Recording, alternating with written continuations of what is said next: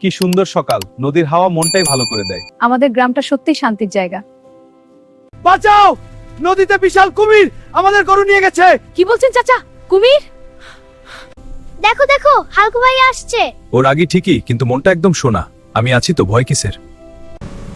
ওই দেখো, পানির উপর কিছু নড়ছে।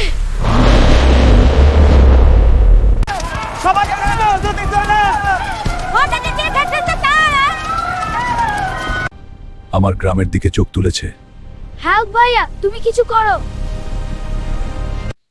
ভয় পেও না, আমি আছি। আমাদের ভরসা শুধু তুমি।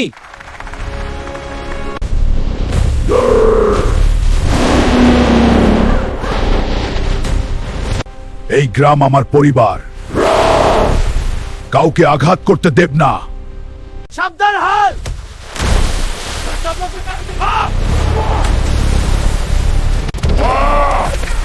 দেখো, শুধু শক্তি নয়, বুদ্ধিও লাগবে।